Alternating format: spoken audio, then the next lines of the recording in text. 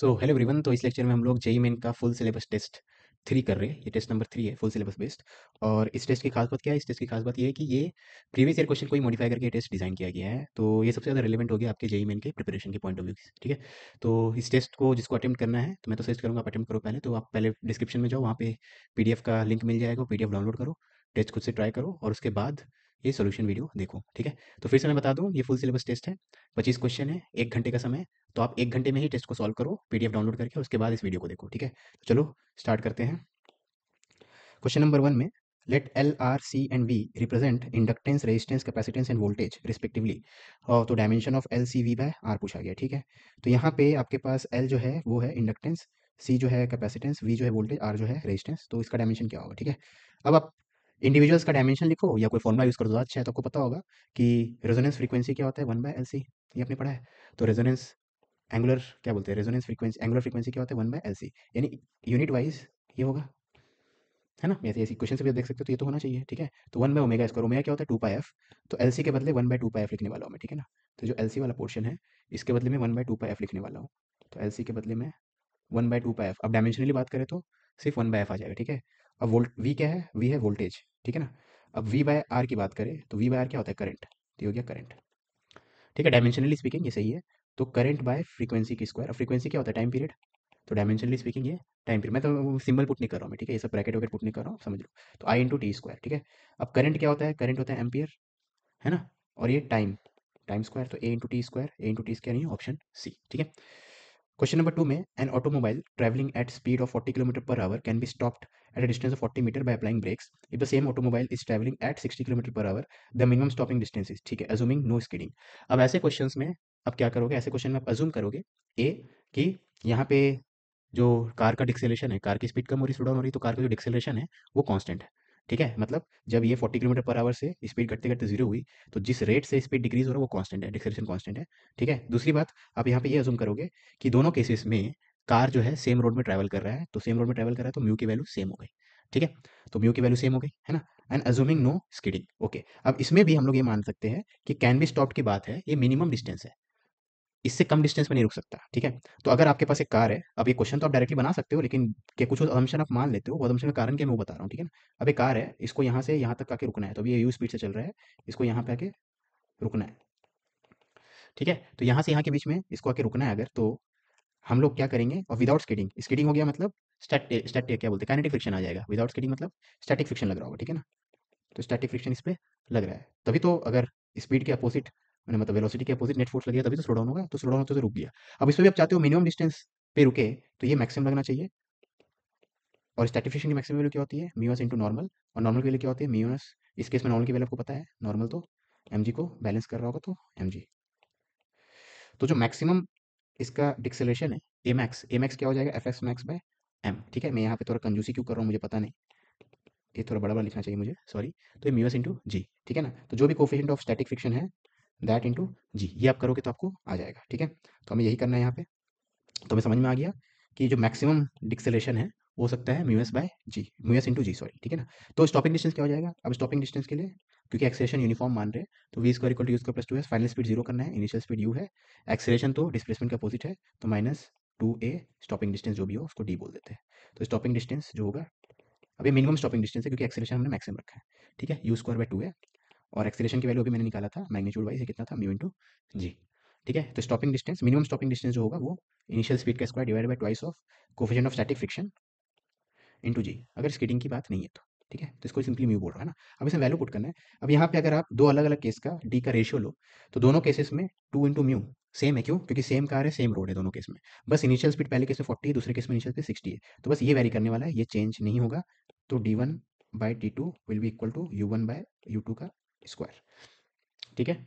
अब d1 दिया हुआ है 40, d2 हमें पता करना है, और आपको पहला वाला स्पीड दिया हुआ है 40, दूसरा वाला 60, 40/60 यानी 2/3 का स्क्वायर, ठीक है। तो d2 हो जाएगा 40 इंटू 2.25, जो कि हो जाएगा 22.5 इंटू 4 यानी 90 मीटर। बेसिकली आप एक लाइन में इसको करना था तो ऐसे करोगे, 40 से 60 हो गया, 1.5 टाइम्स बढ़ा, तो स्टॉपिंग डिस्टेंस 2.25 टाइम्स बढ़ जाएगा, क्योंकि stopping distance proportional to initial speed का, इसका दोनों केस में ये वाली चीज़ सेम रहने वाली, ठीक है। तो इससे आपका आंसर आ जाएगा 90 मीटर्स, ठीक है। लेकिन इसका जो पीछे का लॉजिक है ये आपको पता होना चाहिए, है ना। Okay, moving on next question में।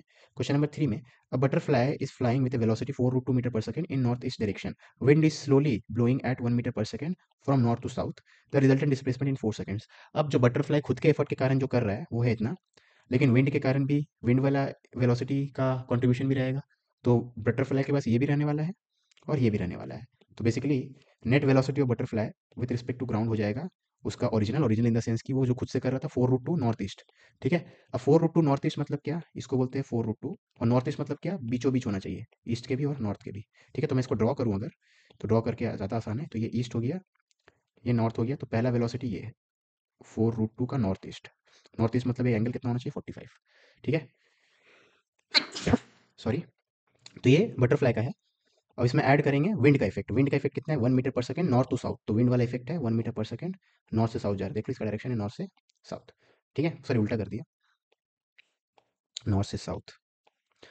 तो इन दोनों को ऐड करना है। अब इसको ऐड करने का तरीका क्या है, इसको पहले कॉम्पोनेंट में तोड़ लेते हैं, ईस्ट और नॉर्थ की तरफ। तो 4 √2 cos 45 4, इस तरफ साइन 45 4। तो basically this will be equal to 4 + 4, और इसका 1 था +1। ठीक है, अब इन दोनों को ऐड करेंगे तो बेसिकली क्या आ जाएगा 4 और 1 और 4 मिलके यहाँ क्या हो जाएगा 3। देख लो, इसको इसके साथ ऐड करना है, तो 4 अपवर्ड, 4 नॉर्थ और 1 साउथ, तो मिलके 3 नॉर्थ बचेगा, और ये 4 तो ऐसा ही है। ठीक है, अब इनका रिजल्टेंट क्या आएगा 5 आएगा। तो इस रिजल्टेंट को मैं सपोज दूसरे कलर से दिखा रहा हूँ, तो ये हो गया 5। तो ये मीटर पर सेकेंड, तो ये भी मीटर पर सेकेंड। तो आपका जो रिजल्टेंट वेलोसिटी है बटरफ्लाई का वो है 5 मीटर पर सेकेंड। ठीक है, तो 4 सेकंड में 5 मीटर पर सेकेंड से कोई चीज़ भाग रही है, तो 4 सेकंड में कितना दूर भागेगी 20 मीटर। तो 5 × 4 करो, आंसर हो जाएगा 20। ठीक है, ऑल राइट। अब आगे बढ़ते हैं क्वेश्चन नंबर 4 में। A disc rotates about its axis of symmetry in horizontal axis of symmetry मतलब जो एक्सिस ऑफ डिस्क होता है। ठीक है, in horizontal plane at a steady rate of 1.75 revolutions per second. Okay, तो ओमेगा का value constant है। A coin placed at a distance of 1 centimetre from the axis of disc axis rotation remains at rest on the disc. ठीक है, the coefficient of friction between the coin and the disc is. ठीक है, तो मैं इसको top view दिखा रहा हूँ आपको। तो टॉप व्यू दिखाएंगे तो ये जो डिस्क है ये इस पॉइंट के अबाउट, मतलब इस एक्सिस के अबाउट रोटेट कर रहा है। ठीक है, मैं मान लेता हूँ एंटी क्लॉकवाइज रोटेट कर रहा है ओमेगा से, है ना। ओके, अब यहाँ से कुछ डिस्टेंस दूर, मान लेते हो डिस्टेंस कितना है एक्स, यहाँ पे आपने एक कॉइन रख दिया। ये क्या है, कॉइन है। तो मैं कॉइन को सपोज वाइट से दिखा रहा हूँ, तो ये हो गया कॉइन। ठीक है, अब एक कॉइन भी ओमेगा से घूम रहा होगा, क्योंकि कॉइन आपको बोल दिया स्लिप नहीं कर रहा है, मतलब कॉइन भी ओमेगा से घूम रहा है। तो कॉइन ओमेगा से घूम रहा है एक्स रेडियस के सर्कल में। Alright, okay. अब कोफिशिएंट फ्रिक्शन क्या है ना। अब अगर इस कॉइन का फ्री बॉडी डायग्राम बनाए, याद रखना ये हॉरिजॉन्टल प्लेन में है डिस्क। तो जो कॉइन के ऊपर न्यूटन मतलब नॉर्मल फोर्स लगेगा वो वर्टिकली अपवर्ड लगेगा, और एमजी लगेगा वर्टिकली डाउनवर्ड रहेगा, और वर्टिकल डायरेक्शन में कोई फोर्स नहीं लगेगा। ठीक है, तो अगर ये हाथ है, यहाँ पे कॉइन है, तो कॉइन के ऊपर नॉर्मल अपवर्ड लगेगा और एमजी डाउनवर्ड लगेगा। ठीक है, तो उन दोनों एक दूसरे को कैंसिल करेंगे, तो नॉर्मल तो आपको पता है एमजी के बराबर है, तो नॉर्मल इक्वल टू एमजी होगा। अब हॉरिजॉन्टल प्लेन की बात करें, तो हॉरिजॉन्टल प्लेन पे कॉइन पे बस एक ही फोर्स लग सकता है, फ्रिक्शनल फोर्स। ठीक है, अब उसकी बात करते हैं। अब कॉइन का एक्सेलेरेशन किस तरफ होगा, टुवर्ड सेंटर, क्योंकि कांस्टेंट स्पीड से अगर कोई सर्कल में घूमता है तो उसके पास एक्सेलेरेशन किस तरफ था, टुवर्ड सेंटर, है ना। यूनिफॉर्म सर्कुलर मोशन में एक्सेलेरेशन टुवर्ड सेंटर। तो नेट फोर्स टुवर्ड सेंटर होना चाहिए। क्यों, क्योंकि न्यूटन सेकंड लॉ के हिसाब से F इक्वल टू एम है। तो अगर एक्सेलेरेशन टुवर्ड सेंटर तो नेट फोर्स टुवर्ड सेंटर होना चाहिए। अब नॉर्मल और एमजी तो जीरो कैंसिल कर रहे हैं, तो नेट फोर्स में अगर आप देखोगे, तो नेट फोर्स में अगर आपको अजीब लग रहा है, मैं बेसिकली ये पूरा दिखा रहा हूँ कि फ्रिक्शन क्यों सेंटर की तरफ होगा। ये होता है ना न्यूटन लॉ के हिसाब से net force equal to mass into acceleration. Net force में नॉर्मल का फोर्स डायरेक्शन के साथ है सब, एमजी और ये, लेकिन ये दोनों तो जीरो कैंसिल कर रहे हैं क्योंकि इक्वल अपोजिट है। तो ये तो आपको पता है जीरो है, इसका रिजल्टेंट क्या होगा जीरो।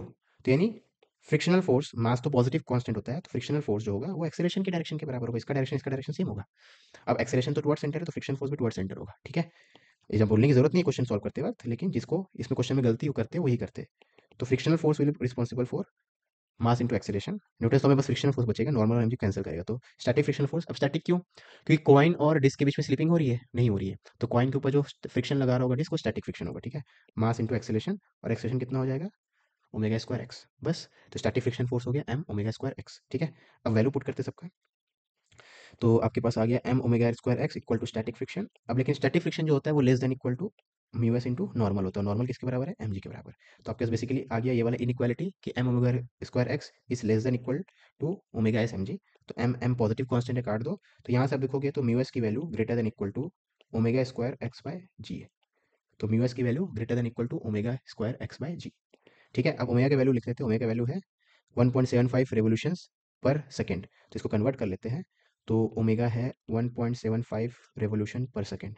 अब 1.75 मतलब क्या होता है, 3.5/2 यानी 7/4, तो 7/4 रेवोल्यूशन पर सेकेंड। ठीक है, अब रेवोल्यूशन कितना होता है, एक रेवोल्यूशन मतलब 2 पाई रेडियन, तो 2 पाई से मल्टीप्लाई करें तो 7 पाई/2 इतना रेडियन पर सेकेंड। तो ओमेगा मुझे मिल गया 7 पाई/2 रेडियन पर सेकेंड। ठीक है, ये हो गया ओमेगा।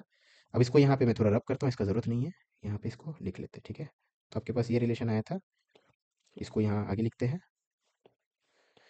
तो mu s greater than equal to omega square, तो ओमेगा तो है 7 pi omega square x by g. X की वैल्यू कितना है, 1 सेंटीमीटर, 1 सेंटीमीटर मतलब 0.01 बाय जी। जी क्वेश्चन में बोल दिया 10 लेने, तो 10। ठीक है, अब इसको हम लोग कैलकुलेट करते हैं, हमें चाहिए डेसिमल में ये, तो मैं इतना एफर्ट क्यों लगा रहा हूँ। वो तो क्या एक पाई है ना, तो पाई को 22/7 लिखते हैं, तब हो जाएगा 22/7, 7 कट गया, 11 का स्क्वायर मतलब 121, तो 121 इंटू 0.01 इतना डिवाइडेड बाई 10, तो mu S should be greater than equal to this, तो ये है 0.121। ठीक है, तो mu S should be greater than 0.121। अब आइडियली स्पीकिंग यहाँ पे कोई भी ऑप्शन 0.121 वाला नहीं है। ठीक है, तो इसको अगर सिग्निफिकेंट फिगर वाला करते हैं यहाँ पे तो, लेकिन ये सब में क्या एरर है हमें वो भी, ठीक है, तो इसको 0.121, नहीं ठीक है, तो इसके नियरेस्ट यहाँ पे ये कर लेते हैं, क्यों उतना दिमाग लगा रहे हैं हम लोग, जेई मेन का क्वेश्चन उतना दिमाग नहीं लगाना है, तो ये कर लेते हैं। ठीक है, अब मैं चेक करूँ कितना सिग्निफिकेंट था नहीं था, वो सबको छोड़ते हैं, इसमें बात करते हैं। ठीक है, तो ये हो जाएगा 0.12 नियरेस्ट आंसर ये। ठीक है, याद रखना ओमेगा मतलब सॉरी म्यू एस की वैल्यू या तो इतनी होनी चाहिए, इससे बड़ी होनी चाहिए। ठीक है, अब आइडली स्पीकिंग अगर इसको हम पूरा सिग्निफिकेंट की बात नहीं करते, मान लो यहाँ पे एक सेकंड में, तो 0.121 के बराबर या उससे बड़ा कोई भी ऑप्शन नहीं था, ये 0.121 के बराबर नहीं होता, छोटा होता है। ठीक है, लेकिन अगर सिग्निफिकेंट की बात करेंगे तो शायद हो जाए, मैं उसमें ध्यान नहीं देना चाहता, मैं क्वेश्चन मतलब जल्दी से जल्दी वीडियो खत्म करना चाहता हूँ। ठीक है, वो उतना इंपॉर्टेंट नहीं है, क्योंकि इसमें सिग्निफिकेंट वाला दिमाग नहीं लगाना है ना, इसलिए तो इसको अब लोग आगे बढ़ जाते हैं। ठीक है, मतलब एक्चुअल एग्जाम में भी क्वेश्चन आएगा, तो आप इसको बस इसके नियरेस्ट जो आंसर होगा उसको मार्क कर देना। आप इतना सोचोगे अगर जे एडवांस का क्वेश्चन रहेगा, अदरवाइज सोचने की जरूरत नहीं है इतना। ठीक है, ओके, फिफ्थ क्वेश्चन में, a body of mass 3 kilogram makes an elastic collision with second body at rest and continues to move in the original direction but with 1/4 of the original speed. ठीक है, तो मास इसका 3 kilogram है, ये जितना अच्छा नहीं दिखता होगा ना, तो मास इसका 3 किलोग्राम है। ये मान लेते कितनी स्पीड से चल रहा है, यू स्पीड चल रहा है। It strikes with the second body at rest, second body का मास है मान लो m kg, और ये रेस्ट पे है। ठीक है, ओके, अब ये जस्ट बिफोर कोलिजन का सिचुएशन है, जस्ट आफ्टर कोलिजन, तो ये चीज़ कन्वर्ट होके इसमें हो गई, the original body moves in the original direction but with 1/4, तो यू 1/4 में बदल जाएगा, तो 3 kg जो है अब ओरिजिनल डायरेक्शन में, यानी पहले अगर मैं इसको राइट की तरफ मारा तो अभी भी राइट की तरफ जा रहा है, लेकिन 1/4 स्पीड से। ठीक है, u/4 से, प्लस दूसरा बॉडी ओके, दूसरा बॉडी का मुझे नहीं पता, वही पता करना होगा, तो दूसरा बॉडी है उसका मास है m kg, वो मान लेते हैं v से जा रहा है। ठीक है, सबसे पहले क्योंकि ये आपको बोल दिया गया है इलास्टिक कोलिजन है, तो इलास्टिक कोलिजन मतलब e की वैल्यू क्या है 1, अब e की वैल्यू 1 है, इसका मतलब वेलोसिटी ऑफ अप्रोच और वेलोसिटी ऑफ सेम होना चाहिए। अप्रोच वेलोसिटी कितना है, ये तो रेस्ट पे तो इसका कोई कंट्रीब्यूशन नहीं, यू है अप्रोच वेलोसिटी। ठीक है, तो अप्रोच वेलोसिटी इतना है।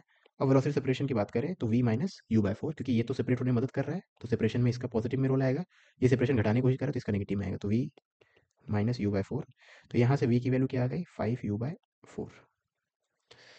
ठीक है, v की वैल्यू हो गई 5u/4, है ना, अब काम हो गया। अब मोमेंटम कंजर्वेशन करते हैं, तो m1v1 प्लस m2v2, यहाँ पे भी जो होगा मोमेंटम वो लिख देंगे, तो this into this plus zero, this into this plus this into this. ठीक है, तो आपके पास आ जाएगा 3 into U plus zero equal to 3 into u/4 plus m into V, लेकिन v की वैल्यू क्या है 5u/4, उसको यहाँ पुट कर दो 5u/4। ठीक है, अब यहाँ से ये होगा 3, ओके, तो 4 से थ्रू आउट मल्टीप्लाई कर दो, तो अरे u भी कैंसिल हो जाएगा ना, हाँ ठीक है, तो u कैंसिल, 4 से थ्रू आउट मल्टीप्लाई कर दो, तो 3 प्लस 5m, तो m की वैल्यू हो गई 9/5 यानी 1.8 kgs। ठीक है, तो अगर कैलकुलेशन मिस्टेक नहीं हुआ है तो ऑप्शन ए। क्वेश्चन नंबर 6 में, a rocket has to be launched from earth in such a way that it never returns. If E is the minimum energy delivered by the rocket launcher, what should be the minimum energy that the launcher should have if the same rocket is to be launched from the surface of moon? ठीक है, तो minimum energy की बात कर दी है, मतलब rocket को कम से कम स्पीड से फेंकना है, लेकिन वो वापस नहीं आना चाहिए। ठीक है, यानी इसके वेलोसिटी से फेंकना चाहिए। ठीक है, तो आपको बोला गया है मिनिमम एनर्जी की वैल्यू अगर अर्थ के लिए ई है, मतलब अर्थ से अगर रॉकेट को लॉन्च कर रहे हैं तो मिनिमम एनर्जी उसको ई देना पड़ रहा है, तो मून से सेम रॉकेट को लॉन्च करेंगे तो उसका एनर्जी कितना देना पड़ेगा। ठीक है, ओके, अब जो एनर्जी हम लोग को देना पड़ता है मिनिमम एनर्जी, तो मिनिमम एनर्जी जो होता है वो होता है half mass of rocket into V escape square, है ना। ठीक है, इतना एनर्जी आपको देना पड़ेगा। अब ये हो गया काइनेटिक एनर्जी। ठीक है, half m V escape square मतलब ये हो गया काइनेटिक एनर्जी। ठीक है, इतना एनर्जी तो आपको देना ही पड़ेगा रॉकेट को। ठीक है, अब इसको थोड़ा सिंप्लीफाई करें, अब जो स्केप वेलोसिटी होता है वो होता है 2g mass of planet divided by radius of planet का स्क्वायर रूट होता है, लेकिन स्क्वायर हो गया तो ये कैंसिल हो कितना, तो हाफ ऑफ कट के ये हो जाएगा G M by R. Okay, अब यहाँ पे आपको ध्यान देना है, जी तो दोनों केस में सेम रहेगा, चाहे अर्थ से फेंको या मून से फेंको। सेम रॉकेट को लॉन्च करे तो मास ऑफ रॉकेट भी दोनों केस में सेम रहेगा, तो मास ऑफ प्लैनेट और रेडियस ऑफ प्लैनेट ये दोनों केस में अलग अलग है। तो ये सब जो मैं सर्कल कर रहा हूँ ये है सेम है दोनों केस में, ठीक है। तो this is proportional to M by R. M capital M मतलब बड़ा मास मतलब अर्थ और रॉकेट में देखेंगे तो अर्थ का बड़ा मास है, तो फर्स्ट केस में ये हो जाएगा mass of earth, second case में एम का मतलब मास ऑफ मून, और फर्स्ट केस में रेडियस मतलब radius of earth, second case में आर मतलब रेडियस ऑफ मून, ठीक है। ये है मास ऑफ ये रॉकेट, ठीक है। ये दोनों केस में सेम है, तो इसको जब कंपेयर रेशियो लेंगे तो ये वाला कैंसिल हो जाएगा, तो बस ये रिलेवेंट क्वांटिटी रेशियो में बस यही सर्वाइव करने वाला है, ठीक है। अब मास बाय आर इसका वैल्यू देख लेते हैं। अब मास क्या होता है, मास होता है वॉल्यूम इनटू डेंसिटी, ऑलराइट। अब डेंसिटी दोनों केस में सेम है, तो मास प्रोपोर्शनल टू वॉल्यूम हो गया। तो इसको अगर थोड़ा सिंप्लीफाई करें तो मास प्रोपोर्शनल टू वॉल्यूम है, क्यों, क्योंकि डेंसिटी दोनों केस में सेम है, डिवाइडेड बाय आर, है ना। अब रेडियस को लिखे तो रेडियस क्या होता है, वी की पावर 1/3, ठीक है। रेडियस क्या होता है, वी की पावर 1/3, तो ये हो जाएगा अल्टीमेटली एनर्जी जो हो गया, minimum energy that is proportional to V की पावर 2/3, और वी है वॉल्यूम, ठीक है। मास जो है तो मास होता है वॉल्यूम इनटू डेंसिटी, डेंसिटी भी दोनों केस में सेम है, क्वेश्चन ने बोल दिया है। अर्थ का डेंसिटी और मून का डेंसिटी सेम है, तो डेंसिटी भी कैंसिल आउट हो जाएगा, जब रेशियो लेंगे तो खाली वॉल्यूम बचेगा, तो वॉल्यूम डिवाइडेड बाय रेडियस। अब रेडियस होता है 4/3 पाई आर क्यू, क्योंकि स्फीयर है तो वी की पावर 1/3, ठीक है। तो ये कैंसिल आउट होकर वी की पावर 2/3, तो मिनिमम एनर्जी इतना आ गया। अब दोनों केस का मिनिमम एनर्जी को कंपेयर करते हैं, तो minimum energy in the case of earth divide by minimum energy in the case of moon equal to volume in the case of earth divide by volume in the case of moon. तो अगर volume in the case of moon V है तो volume in the case of earth 60 V हो जाएगा, ठीक है। तो मैं अगर स्टेप वाइज लिखूँ तो volume of earth divided volume of moon, volume of earth है 60 times of volume of moon, ये क्वेश्चन में दिया हुआ है, ठीक है। तो 60 की पावर 2/3, तो energy required from the surface of moon हो जाएगा, energy required from the surface of earth divided by 60 की पावर 2/3, ठीक है। अब energy required from the surface of earth कितना है, ई है, तो ई लिख दिया, ई डिवाइडेड बाय 60 की पावर 2/3, ठीक है। अब इसको सिंप्लीफाई करें, 60 की पावर 2/3, अब याद रखना एग्जाम में तो आपके कैलकुलेटर नहीं है, तो मेरे को मन तो कर रहा है इसको कैलकुलेटर से करने का, लेकिन मैं बिना कैलकुलेटर के यहाँ पहुंचना चाहता हूँ, ठीक है। मेरे से नहीं बनेगा तो मेरे स्टूडेंट से कैसे, मतलब बन सकता है, लेकिन मुझसे पहले दिखाना होगा कि मैं बना सकता हूँ इसको, है ना। तो इसको चलो बिना कैलकुलेटर से हमें सोचना है 60 की पावर 2/3, ठीक है। तो एक काम करता हूँ, पहले मैं इसको अप्रोक्सीमेट करता हूँ, तो this must be greater than e की पावर 64 की पावर 2/3, है ना, क्योंकि मैंने डिनोमिनेटर को बढ़ा दिया तो ये ओवरऑल क्वांटिटी घट जाएगी, तो जो भी होगा, अभी जब डिनोमिनेटर छोटा होगा तो भी बड़ा होगा, डिनोमिनेटर बड़ा होगा तो छोटा हो जाएगा, ठीक है।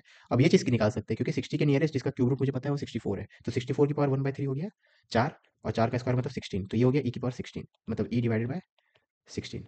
तो आपका energy required from the surface of moon greater than E by 16 है। अब ई बाई 16 से बड़ा नंबर तो ये दोनों है, ठीक है, ये तीनों है, सॉरी सॉरी, ये नहीं है, सॉरी, ये और ये दोनों है ना। अब इतना पास तो नहीं आ सकते क्योंकि इतना खराब अप्रोक्सीमेशन लोग नहीं किए थे ये, तो ई बाई 16 के नियरेस्ट जो पास में है ये है, तो इसको लेंगे। समझ में आई बात, ठीक है। कैलकुलेटर से भी देख लेते हैं ना, पता चल जाएगा क्वेश्चन बोनस करना है कि नहीं। ओके, तो कैलकुलेटर से 60 की पावर 2/3 देख लेते हैं ना, 60 की पावर 2/3, 60 की पावर कैसे करें 2/3, तो 0.67 लिख देते हैं, 0.67, 15.53, ओके। 60 की पावर 2/3 और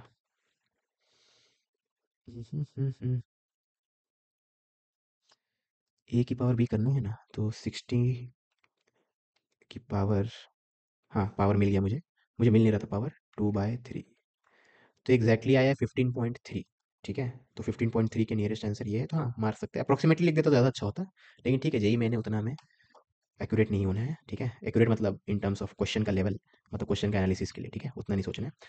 okay, moving on, next question में आपको बोला गया है एक Young's model of two wires A and B are in the ratio दे दिया है, वायर, ओके, यंग्स मॉडल्स का रेडियस दे दिया है, वायर ए का लेंथ दे दिया है, रेडियस दे दिया है, वायर बी का लेंथ दे दिया है, रेडियस दे दिया है, okay. If the two wires stretch by the same length for a given load मतलब सेम लोड है, सेम लोड है मतलब टेंशन दोनों केस में सेम है, then the value of R is, ठीक है। तो याद रखना आपको बोल दिया गया है लोड सेम है, तो आप फॉर्मूला लिखो, एक ही फॉर्मूला मुझे आता है इस चैप्टर में, Young's modulus is equal to tension upon area divided by delta L by L, ठीक है, ओके।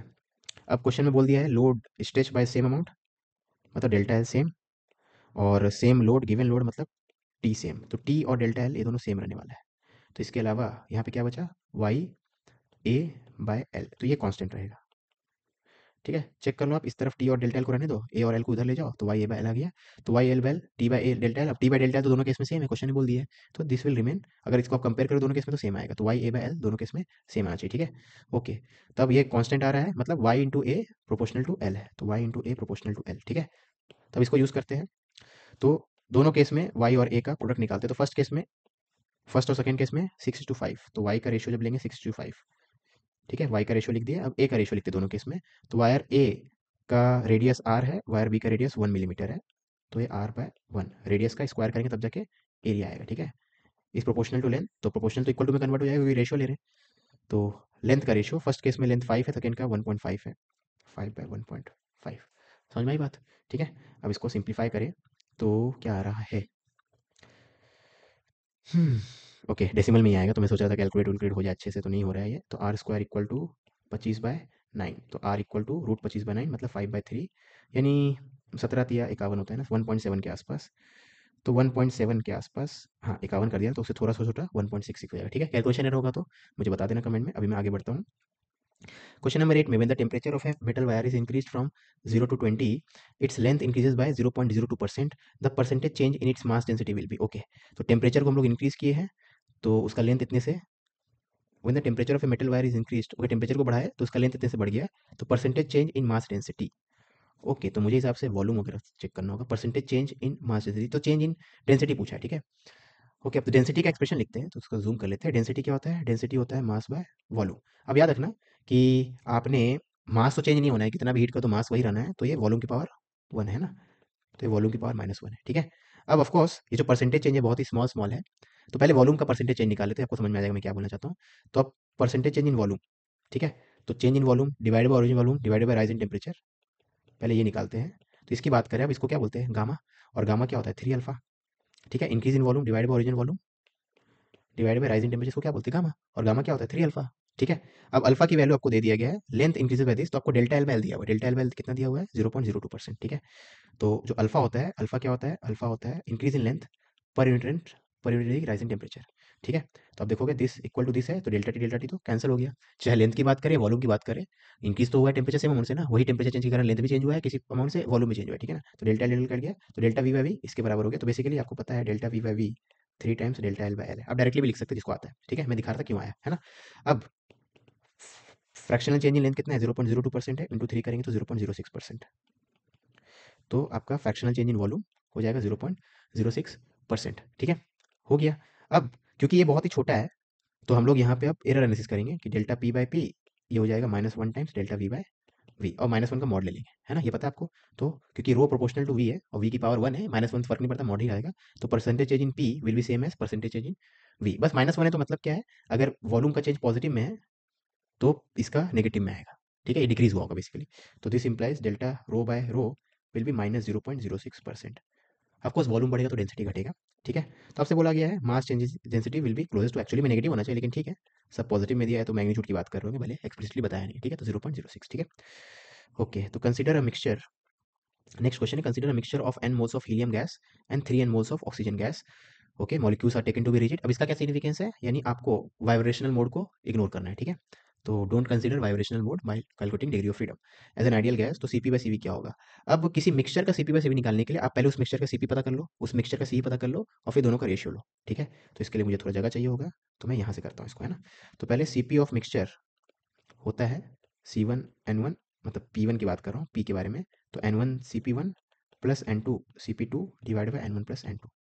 अब वैसे यहाँ पे अगर CV ऑफ मिक्सचर होता तो यहाँ V1 यहाँ V2 हो जाता, ठीक है। तो इसी फॉर्मूला को अप्लाई करेंगे दो बार, एक बार P के लिए प्रेशर वाला कोफिशिएंट निकालने के लिए, एक बार वॉल्यूम वाला, ठीक है, मोलर हीट कैपेसिटी निकालने के लिए, जो भी है। ओके, तो N मोल्स है, 3 N मोल्स है ना। तो N इंटू पहले वाले का जिसका N मोल्स है वो क्या है? हीलियम है। हीलियम मतलब मोनोटॉमिक, मोनोटॉमिक का CP कितना होता है? मोनोटॉमिक का CP होता है 5R/2, ठीक है। सेकंड का नंबर ऑफ मोल्स कितना है? सेकंड का नंबर ऑफ मोल्स है 3n। वो क्या? ऑक्सीजन, ऑक्सीजन क्या है? डायटोमिक, और डायटोमिक का सीपी होता है 7R/2, ठीक है, अगर आप उसको रिजिड माने, divided by n1 plus n2। तो सीपी ऑफ मिक्सचर हो गया इतना। अब इसको सिंप्लीफाई करें तो n और r तो कैंसिल हो जाएगा, 5/2 मतलब 2.5, और 21/2 10.5, और 2.5 13, 13/4, तो ये हो गया 13/4, आर भी आ जाएगा, सॉरी, 13R/4, ठीक है। ये हो गया फर्स्ट केस, तो इसको थोड़ा सुंदर लिखते हैं। तो सीपी मिक्सचर आ गया। अब सीवी ऑफ मिक्सचर निकाल लेते हैं, सब इसको डिफरेंट कलर से करें। तो सीवी ऑफ मिक्सचर ये फिर से N1 C1, तो आप N1 तो N है, और पहला वाला हीलियम था, हीलियम का होता है 3R/2 प्लस N2 इंटू ये 5R/2। CV की बात करें divide by N1 plus N2। तो सी वी ऑफ मिक्सचर आ जाएगा ये 1.5, ये 7.5 यानी 9/4, तो ये हो जाएगा 9R/4। अब इन दोनों का रेशियो ले लेंगे, तो C P of mixture C V of mixture पता है, इनका रेशियो लेंगे तो 4 खत्म, 13/9, तो 13/9 यानी ऑप्शन सी। ठीक है, ओके। अब क्वेश्चन नंबर 10 में 2 moles of helium gas is mixed with 2 moles of hydrogen molecules. ठीक है, फिर से इनको रिजेक्ट लेना है। ओके, प्रीवियस क्वेश्चन जैसे what is the molar specific heat of mixture at constant volume, मतलब सीवी की वैल्यू पूछी है। ठीक है, वही सीवी ऑफ मिक्सचर, ये तो पिछले क्वेश्चन से भी आसान हो गया। तो सीवी ऑफ मिक्सचर, तो N1CP1, तो N1 है 2 मोल, और पहला वाला गैस क्या था, हीलियम, तो 2 इंटू 3R/2 सीवी की वैल्यू मोनोटोमिक के लिए। ठीक है, और N2 है, ये भी 2 मोल है, और ये हाइड्रोजन, तो ये आपका डायटोमिक हो गया, 2 मोल हाइड्रोजन, डायटोमिक का सीवी हो जाएगा 5R/2, क्योंकि रिजिड मानना है इसको, रिजिड नहीं मानते, वाइब्रेशन लेते तो अलग लेते। ठीक है, तो ये तो आपका 1.5, ये हो गया 3, ये हो गया 5, तो 5 3 8/4 यानी 2, तो हो जाएगा 2R। तो R क्या होता है 8.3, 8.3 का डबल मतलब 16.6 के आसपास, तो ऑप्शन ए। ठीक है, क्वेश्चन नंबर 11 में equation of a travelling wave on a string of linear density 5 gram per metre is y equal to 0.03 sine इतना। Okay, wait distance and time, ठीक है, ऐसा यूनिट्स में tension in the string. Okay, आपको पता है कि टेंशन बाय म्यू ये क्या होता है, स्पीड का स्क्वायर। ठीक है, tension divide by mass per unit क्या होता है, स्पीड का स्क्वायर, है ना। तो यहाँ से आपको पता है कि टेंशन की वैल्यू हो जाएगी मास पर यूनिट इंटू स्पीड का स्क्वायर। ठीक है, अब जो स्पीड होता है दैट इज ओमेगा बाय के, स्पीड क्या होता है, ओमेगा बाय के। ओके, अब वैल्यूज पुट करते हैं, म्यू है 5 ग्राम पर मीटर, तो 5 ग्राम को किलोग्राम में कन्वर्ट करेंगे इतना। ठीक है, ओमेगा की वैल्यू, ओमेगा मतलब कोफिशिएंट ऑफ टी, तो वेव इक्वेशन में टी का कोफिशिएंट कितना है 450, तो ओमेगा हो जाएगा 450 डिवाइडेड बाय के स्क्वायर, के होता है एक्स का कोफिशिएंट जो कि है 5, तो 5 स्क्वायर। ठीक है, तो ये 5 इंटू 10⁻³ इंटू 590 8100, तो 8.1 इंटू 5, तो 8×5 = 40, और 40.5। ठीक है, तो ऑप्शन क्या हो जाएगा, सी, है ना। ओके, क्वेश्चन नंबर 12 में ये थोड़ा बड़ा लग रहा है ऑप्शन, चलो ऑप्शन को छिपे रहने देते हैं या इतना रखते हैं। Consider sphere of radius R which carries uniform charge density. Okay, if ये प्रिंटिंग एरर है, if a sphere of radius r/2 is carved out of it, तो r/2 रेडियस इसे कार्व कर लिया out, as shown the ratio of electric field at point B divided by electric field at point A, तो यहाँ पे और यहाँ पे इलेक्ट्रिक फील्ड का रेशियो। ठीक है, ओके, रिमेनिंग पोर्शन, तो जो आपको शेडेड पोर्शन दिख रहा है ना, बस इसकी बात कर रहे हैं, क्योंकि ये वाला तो काट के फेंक दिए।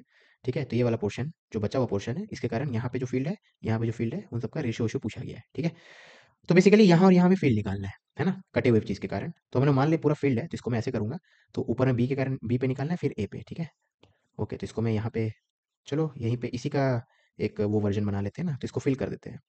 तो चलो इसको कॉपी पेस्ट, या दिस इज इक्वल टू, यहीं पे देखो कर रहा हूँ मैं, दिस इज इक्वल टू एक कंप्लीट वाला माइनस ये। ठीक है, तो इस केस में जो भी इलेक्ट्रिक फील्ड होगा वो इस केस में इलेक्ट्रिक फील्ड निकाल लो, और इस केस का इलेक्ट्रिक फील्ड निकालो, दोनों को सब्ट्रैक्ट कर दो। ठीक है, अब एक पॉइंट पे कंसिडर करते हैं, तो मान लेते हैं पॉइंट ए, तो इसका कॉपी बना लेते हैं, इसका जरूरत पड़ेगा हमें पॉइंट बी के लिए भी, तो इसको कॉपी करके हम लोग रख लेते हैं। ठीक है, अब पहले हम लोग निकालते हैं, सपोज पॉइंट बी के लिए निकाल लेते हैं, बी पे निकालना ज़्यादा, क्योंकि बी ऊपर में है ना, तो बी के लिए पहले निकालते हैं, तो बी यहाँ पे है, यहाँ पे बी यहाँ पे है। ठीक है, अब अगर इसका मास m है, याद रखना इसका रेडियस r है, इसका रेडियस r/2 है, तो अगर रेडियस को हाफ करेंगे तो मास 1/8 हो जाएगा। क्यों, क्योंकि वॉल्यूम होता है 4/3πr³, तो रेडियस आधा करेंगे तो r³ 1/8 हो जाएगा, 8 गुना कम हो जाएगा, तो वॉल्यूम 8 गुना कम है, तो इसका वॉल्यूम और इसका वॉल्यूम में 8 गुना का फर्क है, तो इसका वॉल्यूम 8 गुना छोटा है, तो इसका मास भी 8 गुना छोटा रहेगा, क्योंकि डेंसिटी दोनों का सेम है। सेम चीज़ से काट के निकाले तो डेंसिटी सेम है ना, तो इसका मास कितना हो जाएगा m/8। ठीक है, अब इसके सेंटर से इस पॉइंट का दूरी 1.5r। क्यों भाई, क्योंकि ये r है, ये 1.5r है, तो 0.5r और r मिलके 1.5r। ठीक है, और इसके सेंटर से इसका दूरी तो r हो गया, तो ये r है। ठीक है, तो यहीं पे देखें तो इलेक्ट्रिक फील्ड पॉइंट भी अगर निकाले फर्स्ट डायग्राम में, तो ये हो जाएगा इलेक्ट्रिक फील्ड निकालना है ना, चार्ज की बात थी, सॉरी, तो मेरे को लगा अरे कोई फर्क नहीं पड़ता उससे, सेम ही रिजल्ट आएगा, क्योंकि न्यूटन्स लॉ ऑफ ग्रेविटेशन और कूलम्स लॉ तो सिमिलर है ना, तो चार्ज की बात थी, सॉरी, तो लेकिन तब भी मुझे चार्ज बोलना चाहिए, मैं मतलब मास ग्रेविटेशनल फील्ड निकाला। ठीक है, तो इस केस में इलेक्ट्रिक फील्ड पॉइंट भी कितना हो जाएगा, तो इस केस में हो जाएगा k³ r², है ना, तो k³ r², और इस केस में कितना हो जाएगा, तो इस केस में इसके कारण यहाँ पे निकालना है, तो k³ इसके सेंटर से इसका दूरी कितना है 1.5, तो k³ 1.r²। ठीक है, तो electric field at point B का मैग्नीट्यूड हो जाएगा इतना। ठीक है, अब इसको सिंप्लीफाई करें तो यहाँ k³ r² है, यहाँ 1/8 और 3/2 यानी 4/9। तो 4 दूनी रुको फिर से करता हूँ मैं, 1/8 इंटू 4/9, 4 दूनी 8, 1/18। तो 1 माइनस 1/18 17/18, तो 17/18 k³r²। तो electric field at point B आपको मिल गया। तो ये जो एक्चुअल फिगर है यहाँ पे इस पॉइंट पे इलेक्ट्रिक फील्ड इतना होगा। क्यों? क्योंकि इस पॉइंट का इलेक्ट्रिक फील्ड निकालना है, तो आप कंप्लीट के कारण यहाँ पे निकाल लो और फिर सब्ट्रैक्ट कर दो, क्योंकि एक्चुअल में तो यहाँ प्रेजेंट नहीं, कुछ भी चार्ज नहीं है ना, लेकिन आपने मान लिया वो चार्ज यहाँ पे, ठीक है। तो इसका इफेक्ट को सब्ट्रैक्ट करना होगा, मतलब आपने कुछ एक्स्ट्रा ले लिया यहाँ पे, उसको सब्ट्रैक्ट कर दो उसका इफेक्ट को, ठीक है। ओके, बी पे निकल गया, अब ए पे निकालते हैं। तो उसके लिए जो फिगर मैंने कॉपी पेस्ट किया था वो काम आएगा। तो यहाँ मैं करता हूँ मैं, तो ये आपका फिगर, ठीक है। ओके, तो ए पे निकालना है, तो अगर आप ध्यान दो ए सेंटर पे है, बड़े स्फीयर का सेंटर, तो बड़े स्फीयर का सेंटर इस पॉइंट पे निकालना है, ठीक है। बड़े स्फीयर का सेंटर यहाँ पे है, ठीक है। ये बड़ा स्फीयर का सेंटर है ना। अब इसका चार्ज क्यू है, इसका चार्ज q/8 है, ठीक है। इसके सेंटर से कितनी दूर पे है, r/2 पे है, तो इसके कारण हो जाएगा पॉइंट ए पे तो जीरो, क्योंकि सेंटर पे है तो इसका तो जीरो, ठीक है। माइनस इसका कितना हो जाएगा, तो इसका इस पॉइंट पे निकालना है, इस पॉइंट से दूरी कितना है सेंटर से, r/2, तो k³/r², k³ मेरा राइटिंग इतना गंदा है ना, k³/r², ठीक है।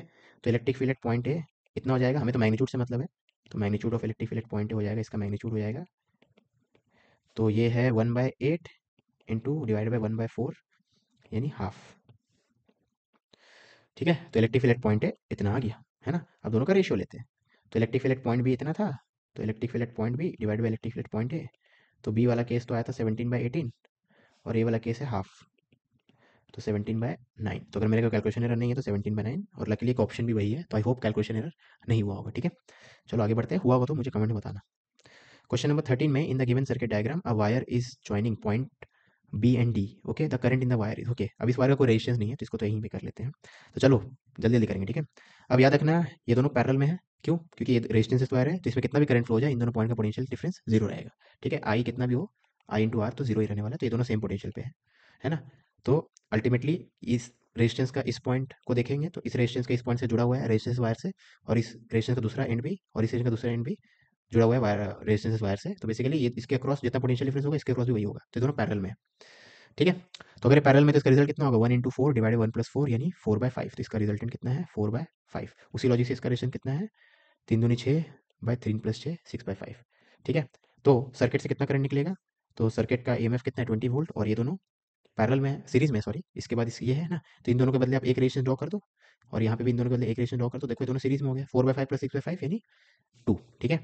तो कितना करंट फ्लो होगा, 20/2 यानी 10, तो 10 एम्पियर करंट यहाँ से निकल रहा है ना। ओके, अब 10 एम्पियर करंट यहाँ पहुंचा, अब 10 को टूटना है, तो इसको मैं मिटा रहा हूँ, इसका जरूरत नहीं है, अब इक्विवेलेंट का काम हो गया।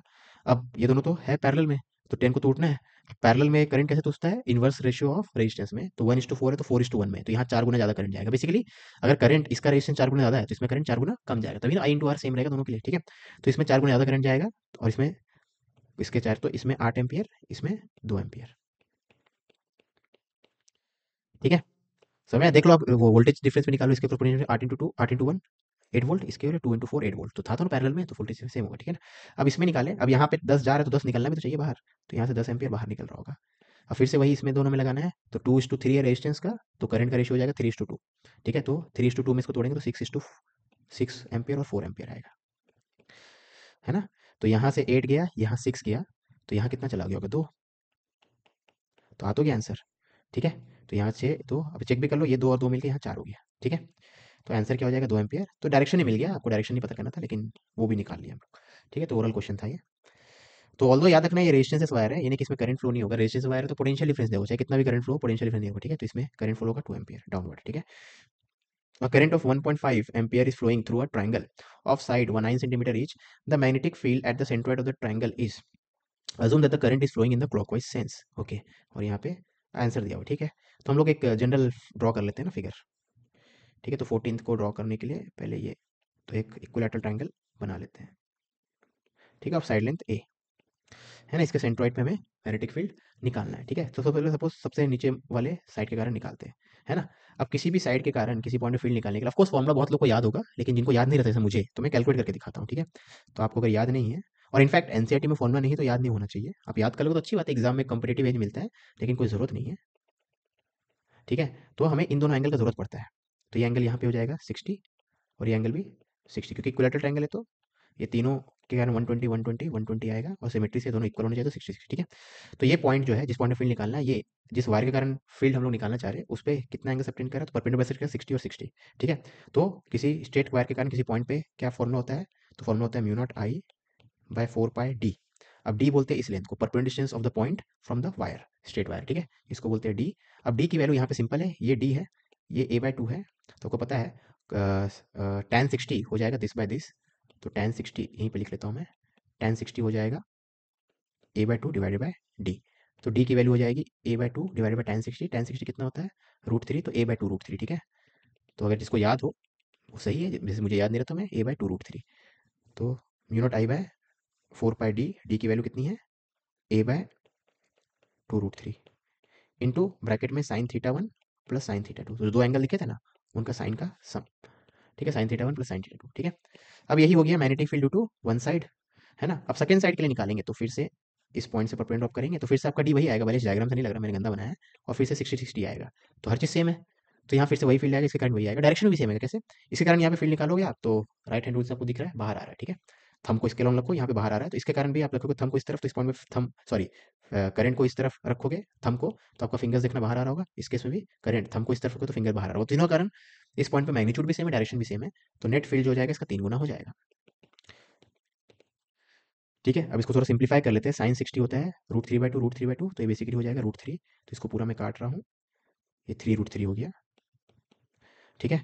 ओके, अब ये √3 ऊपर जाके इसको गैप कर देगा और 4 2 हो जाएगा, तो mu naught I by pi a, ये तो ना वो सब एक्सप्रेशन वाला वो पार्ट हो गया, और नीचे में 2 2 कट के 2 और ऊपर में 9/2, तो 9/2 यानी 4.5, ठीक है। आई होप कहीं कैलकुलेशन एरर नहीं हुआ हो, तो 4.5 म्यू नॉट आई बाय पाई है, ठीक है। अब वैल्यू पुट करते हैं, म्यू नॉट होता है 4 पाई इंटू 10⁻⁻7, करंट कितना फ्लो हो रहा था भाई, तो करंट था 1.5 ampere divided by pi into side length था 9 सेंटीमीटर, मतलब 0.09, ऐसा यूनिट्स में इतना, ठीक है।